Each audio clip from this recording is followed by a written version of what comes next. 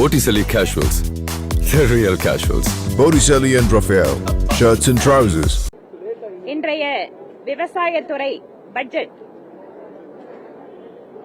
தனியாக விவசாயிகளுக்கென்று விவசாயத்திற்கென்று எந்த ஒரு முக்கியமான அல்லது ஒரு தொலைநோக்கு பார்வையான திட்டங்கள் எதுவும் இல்லாமல் கம்பராமாயணம், சீவக சிந்தாமணி, புறநானூறு, திருக்குறள் இவற்றில் இருக்கின்ற அத்தனை அழகழகான அந்த பாடல்களை எல்லாம் எடுத்து போட்டு எவையெல்லாம் மத்திய அரசினுடைய முக்கியமான திட்டங்களோ, அதாவது சிறுதானிய இயக்கம், மில்லட் மிஷன், தேனீ வளர்ப்புக்கென்று தனியான இயக்கம், ஹனி மிஷன், ஆர்கானிக் ஃபார்மிங், திரும்ப திரும்ப ஒவ்வொரு முறையும் பிரதமர் அதை பத்தி பேசிட்டு இருக்காரு.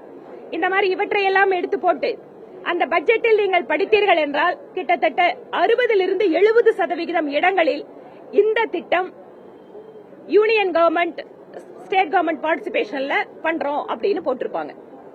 இதிலிருந்து நம்ம புரிஞ்சுக்கலாம் எவையெல்லாம் மத்திய அரசினுடைய முக்கியமான திட்டங்கள், முக்கியமான நிதிகள். குறிப்பா சொட்டு நீர் பாசனம். சொட்டு நீர் பாசனத்திற்கு மானியம் கொடுப்பது அப்படிங்கிறது மெஜாரிட்டி பணம் சென்ட்ரல் கவர்மெண்ட்ல இருந்து கொடுக்கிறது. இவையெல்லாம் ஒருங்கிணைத்து ஒரு தனியான ஒரு பட்ஜெட்டை இங்க மக்களுக்கு கொடுக்கறத மாதிரி கொடுத்திருக்காங்க. ரொம்ப முக்கியமா பார்க்க வேண்டியது, தமிழ்நாடு மாதிரி அதிகமாக நகர்ப்புறம் மயமாதல், அதிகமாக தொழில் மயமாக்கல் இருக்கக்கூடிய மாநிலத்தில் நம்மளுக்கு இருக்கக்கூடிய சவால் என்ன? விவசாய நிலப்பரப்புகள் குறைந்து கொண்டே வருகிறது.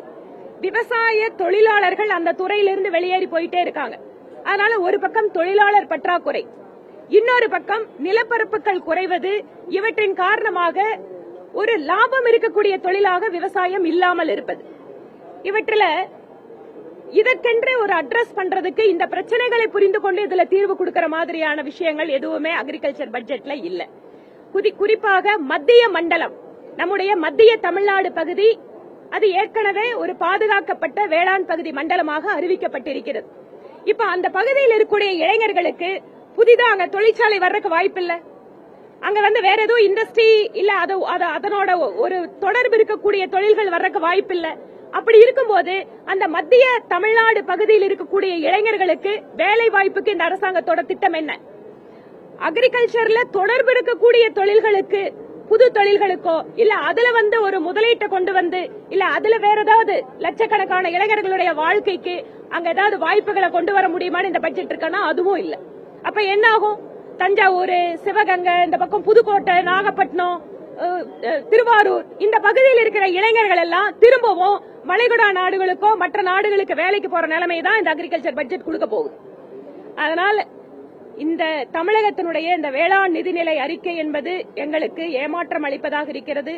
பல்வேறு உதாரணங்களை எல்லாம் பழங்கால நூல்களில் இருந்தெல்லாம் எடுத்து கூறி அதெல்லாம் அழகா சொன்னா கூட இன்று அதில் இருக்கக்கூடிய தானியங்கள் எல்லாமே, அந்த மரபு சார்ந்த அந்த விதைகள் எல்லாம் கூட இன்னைக்கு சாதாரண விவசாயிகளுக்கு கிடைக்கக்கூடிய நிலைமையில் இல்ல. அப்படியே இருந்தால் கூட அதை அவர்கள் பயிரிட்டு லாபம் பார்ப்பார்களா அப்படின்னு சொன்னா அதுவும் இல்ல. இதற்கெல்லாம் ஒரு தீர்வினை கொடுக்காத பட்ஜெட்டாகத்தான் இந்த பட்ஜெட் நாங்க பாக்குறோம். கரும்பு விவசாயிகள் 4500 ரூபாய் கேட்டிருக்காங்க, 215 ரூபாய் மட்டும் உயர்த்திருக்கு அரசு. எப்படி பாக்குறீங்க? கரும்பு விவசாயிகளுடைய பிரச்சனை தமிழ்நாட்டில் எப்படி இருக்குன்னா, ஏற்கனவே ஒரு நீர் பற்றாக்குறை இருக்கக்கூடிய மாநிலம். கரும்பு அப்படிங்கறது அதிகமா நீரை எடுத்துட்டு விளைவிக்கக்கூடிய ஒரு பயிர். கரும்பு அடுத்த கட்டமா இருக்கக்கூடிய சர்க்கரை ஆலைகள், நிறைய சர்க்கரை ஆலைகள் இன்று லாபத்துல ஓட முடியாத நிலைமையில் இருக்கு. இதுல டன் ஒன்றுக்கு நாங்க 215 ரூபாய் இதை சேர்த்திருக்கோம்னு சொன்னா கூட இன்றைக்கு லட்சக்கணக்கான விவசாயிகள் கரும்பு அறுவடை பண்ணி கொடுத்துட்டு பணத்தை வாங்க முடியாம மாசக்கணக்கா கஷ்டப்பட்டு இருக்காங்க. வெறும் அறிவிப்புகள் மட்டுமே பலன் கொடுக்காது. இன்னைக்கு கரும்பு விவசாயி பொண்ணோட கல்யாணத்துக்கு, பையன் படிப்புக்கோ இல்ல பொண்ணோட படிப்புக்கோ கரும்பு வெட்டி விட்டுட்டு பணம் எப்ப வரும்னு தெரியாம தவிச்சிட்டு இருக்கிற நிலைமையில தான் இருக்காங்க. இந்த மாதிரி பிரச்சனைகளை அவங்க தீர்வு எதுவும் சொல்லாம நாங்க உயர்த்தி கொடுத்துட்டோம்னு சொல்றது மூலமா கரும்பு விவசாயிகளுடைய நலன் எதுவும் மேம்பட போவதில்லை. இதே மாதிரி ரொம்ப முக்கியமா ஒவ்வொரு பகுதிக்கென்று பயிர்கள் இருக்கு. அவங்க திட்டத்தில் அறிவிச்சிருக்காங்க, ஒரு கிராமம் ஒரு பயிர். இது எந்த அளவுக்கு இம்ப்ளிமெண்டேஷன் லெவல்ல இருக்கு? இதுக்கான விவசாயிகளுக்கு நாங்க வாட்ஸ்அப் குழுக்களை உருவாக்குவாங்க. நாங்க போன முறையும் பட்ஜெட்ல அறிவிச்சாங்களே, எத்தனை வாட்ஸ்அப் குழுக்களை உருவாக்குனாங்க? அதுக்கான ஆக்ஷன் டேக்கன் ரிப்போர்ட்ல என்ன நடந்திருக்கு? அதை பத்தி எதுவும் இல்ல.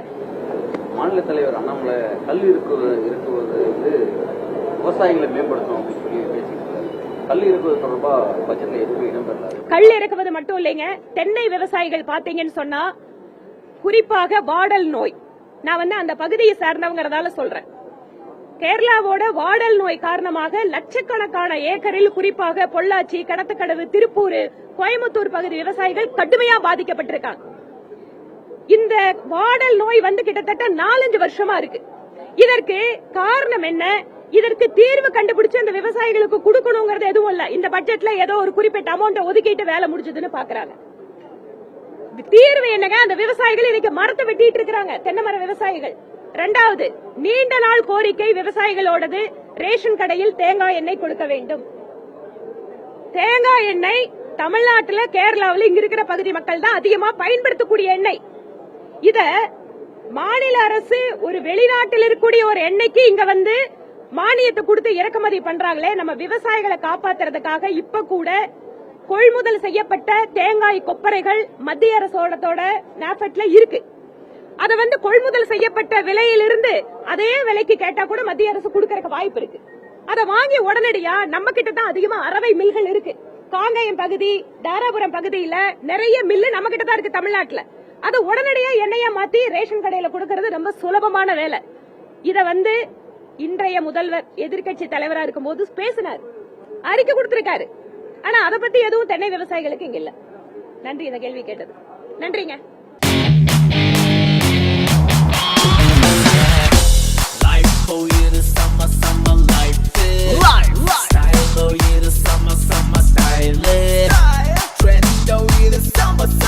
Botticelli Casuals. The real casuals. Botticelli and Raphael, shirts and trousers.